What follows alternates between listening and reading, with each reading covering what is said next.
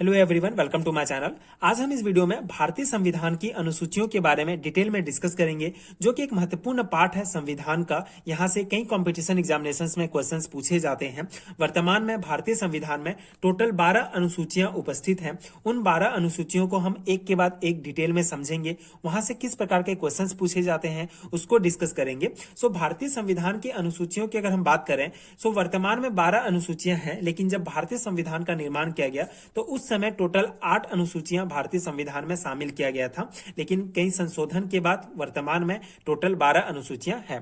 सबसे जो पहला अनुसूची है, यह भारत राज्य व केंद्र शासित प्रदेशों के बारे में बताती है। पहले अनुसूची में कितने राज्य व कितने केंद्र शासित प्रदेश भारत में होंगे, इसके बारे में वर्णन किया गया है। जैसे वर्तमान में कुल 28 राज्य व 8 केंद्र शासित प्रदेश हैं।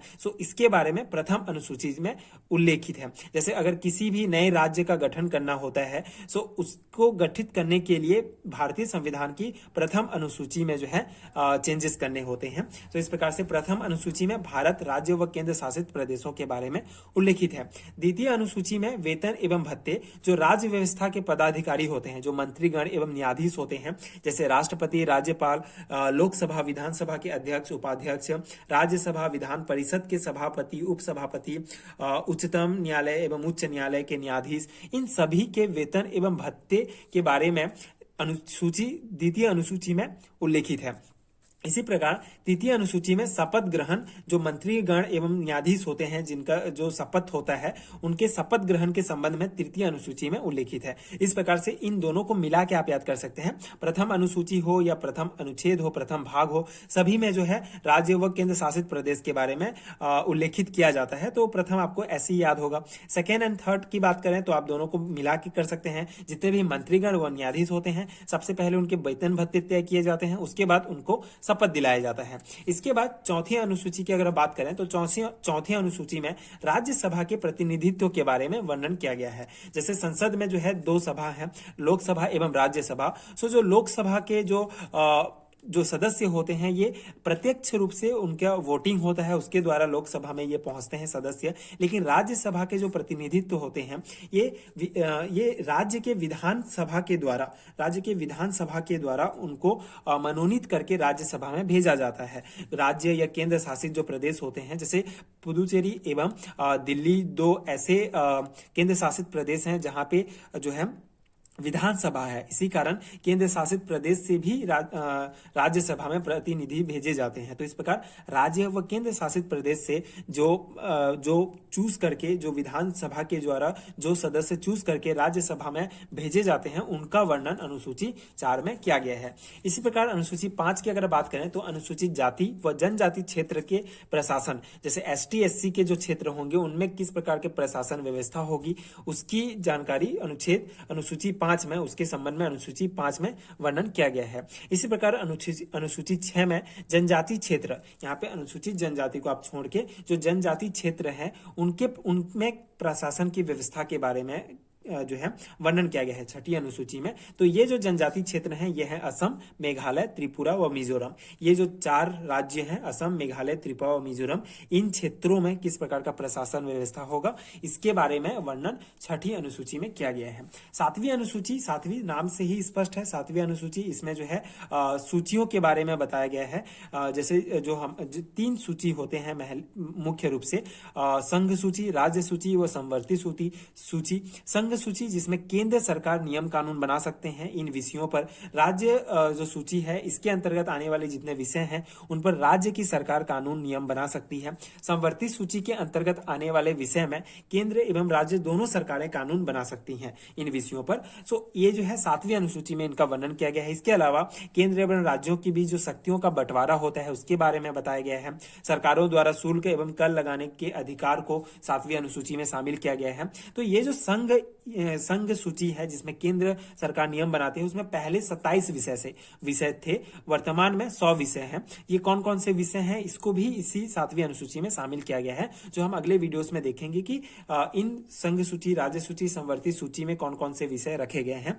राज्य सूची में जो है पहले 66 जो है विषय थे। अब वर्तमान में 61 विषय हैं। इसके बाद संवर्ती सूची में पहले 47 थे, वर्तमान में 52 विषय हैं।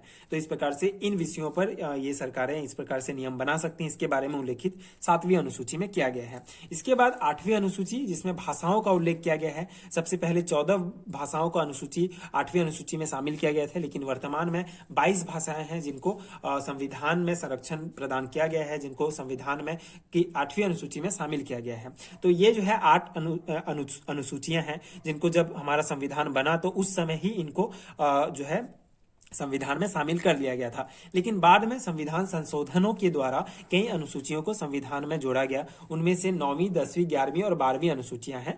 9वीं अनुसूची, जिसको प्रथम संविधान संशोधन जो 1951 में हुआ था, उसमें जोड़ा गया था। इसमें क्या था, भूमि सुधार संबंधी व्यवस्था था।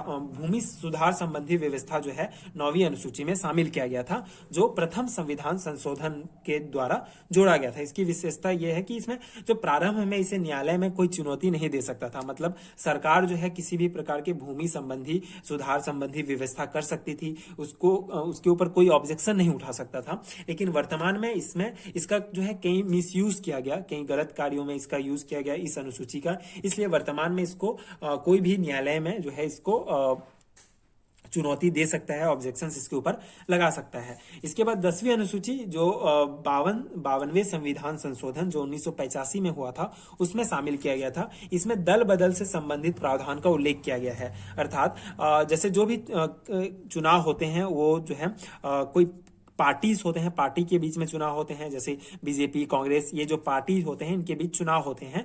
सो जैसे अगर कोई भी प्रतिनिधित्व किसी एक पार्टी से जीतता है, उसके बाद जब चुनाव के बाद जो है वो अपना पार्टी चेंज कर देते हैं। जैसे कोई दूसरा पार्टी अगर उसको उस व्यक्ति को प्रलोभन देता है, ज्यादा पैसे का ऑफर देता है, तो वो उस पार्टी को छोड़कर उसमें चला जाता है। तो ये जो है व्यवस्था बहुत ज्यादा जो है जो हमारी चुनाव प्रक्रिया थी उसमें बहुत ज्यादा बाधा उत्पन्न कर रही थी। क्योंकि कोई एक पार्टी जो है अगर सरकार बनाने वाली है, लेकिन उसके कई सदस्य दूसरे पार्टी में चले गए, तो वो सरकार सत्ता नहीं बना सकती, सरकार नहीं बना सकती। तो इस प्रकार से कई चुनौतियां आ रही थी। तो इसको दूर करने के लिए 10वीं अनुसूची को भारतीय संविधान में शामिल किया गया 52वें संविधान संशोधन के दौरान। मतलब इसमें कहा गया कि कोई भी व्यक्ति चुनाव के पूर्व, कोई भी प्रतिनिधि चुनाव के पूर्व ही जो है पार्टी चेंज कर सकता है। चुनाव के पश्चात जो है किसी भी प्रकार के दल बदल नहीं होगी। तो ये प्रावधान रखा गया 10वीं अनुसूची में। इसके बाद 11वीं अनुसूची जो कि 73वें संविधान संशोधन के द्वारा इसको जोड़ा गया संविधान में, जो 1992-93 के बीच ये संविधान संशोधन किया गया था। इसमें पंचायती राज संस्थाओं का कार्य, जो पंचायती राज व्यवस्था है हमारे संविधान में जो हमारे देश में पंचायती राज संस्था जो व्यवस्था है, उसके संस्थाओं के कार्य जो 29 कार्य क्षेत्र उनको सौंपे गए थे। ये कौन कौन से कार्य क्षेत्र होंगे, इसको 11वीं अनुसूची में शामिल किया गया। इसके अलावा 12वीं अनुसूची जो कि 74वें संविधान संशोधन 1992-93 में जोड़ा गया था भारतीय संविधान में, उसमें नगर प्रशासन, जो शहरी क्षेत्र की स्थानीय स्वशासन संस्थाओं को जो नगर पालिका होगा, इसको कार्य क्षेत्र सौंपा गया, जो है 18 कार्य क्षेत्र कुल जो है इनको सौंपे गए थे। तो इस प्रकार से इन संशोधनों के द्वारा इन अनुसूचियों को भारतीय संविधान में शामिल किया गया था। तो ये प्रमुख अनुसूचियां हैं, यहाँ से क्वेश्चंस पूछे जाते हैं। जैसे ये इतने पॉइंट्स अगर आपको याद हैं तो आप किसी भी प्रकार के ऑब्जेक्टिव क्वेश्चंस बना सकते हैं, क्योंकि यहीं से क्वेश्चंस पूछे जाते हैं। अगर आपको नॉर्मली क्वेश्चंस पूछ दिया गया कि 10वीं अनुसूची कौन से संविधान संशोधन में जोड़ा गया, या कौन से संविधान संशोधन में जोड़ा गया, किस वर्ष जोड़ा गया, किससे संबंधित था, तो यहीं से क्वेश्चंस आते हैं। तो आपको अनुसूची से रिलेटेड इतने ही पॉइंट अगर आपको पता है, अगर आपको ये याद है, तो आप यहाँ से क्वेश्चंस बना सकते हैं। तो इस प्रकार से भारतीय संविधान की अनुसूचियां यहाँ कंप्लीट होता है। आगे आने वाले वीडियोस में हम भारतीय संविधान से रिलेटेड और बहुत सारे टॉपिक डिटेल में डिस्कस करेंगे। तो आगे की वीडियोस देखने के लिए चैनल के साथ जुड़े रहिए। And thank you so much for watching.